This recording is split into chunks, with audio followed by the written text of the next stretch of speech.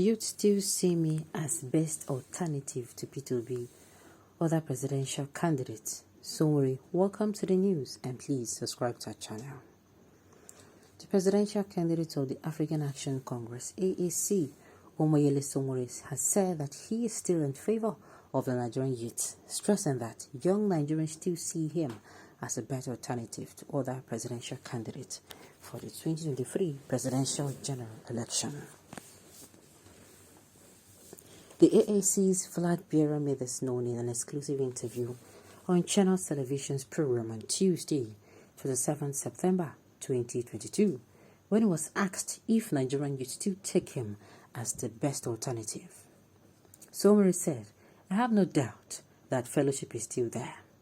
However, many have been wondering whether Omoyele Sowore is still mainly the choice of youth because in the recent times, the former governor of Anambra State and presidential candidate of the Labour Party, P2B, has gained more popularity among the young people in the country, considering how his supporters across the country have been trooping out to hold rally for him."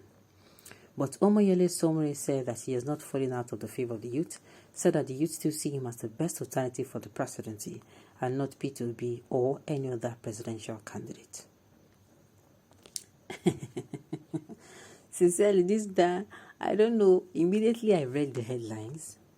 I was like, you still see me as alternative to P2B. And I was like, are you really serious? The people who are on seats now, they are the all progressives, right? You're not even saying anyway. No problem. Well, I think Sowore will need to do a fact check, if you ask me. He'll need to do a fact check because from what is going on, even the writer here said he's not sure, Shugbon.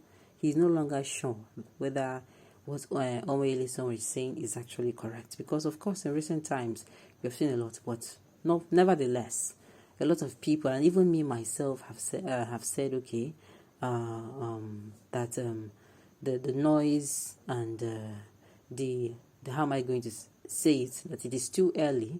Let me put it that way. It is too early for us to come out and start saying this is who we win based on what we are seeing here now. It is possible. Anything can happen in the next 3 months. All right.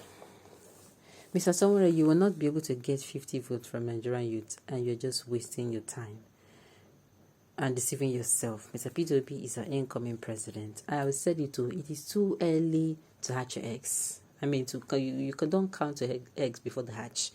It is too early. Allow your eggs to hatch before you count them. All right, Mr. Dreamer, your vision is not smart.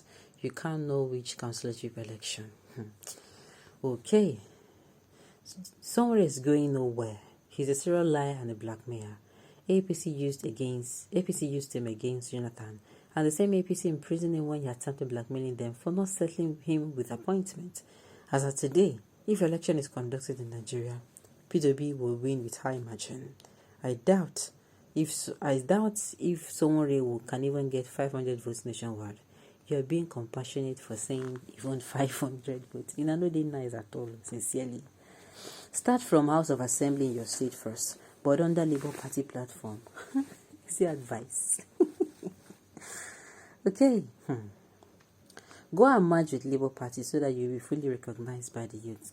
A lot of them are coming out to say they're not going to be merged. And I keep saying that, look, the APC, what they did to be able to snatch power out of the PDP, to snatch power rather away from the PDP.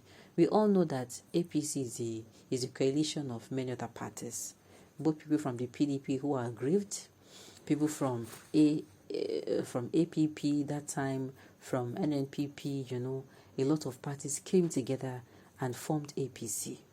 That is why they were able to snatch power away from the People Democratic Party in 2015. I mean, that is why they were able to win. And it is the same strategy.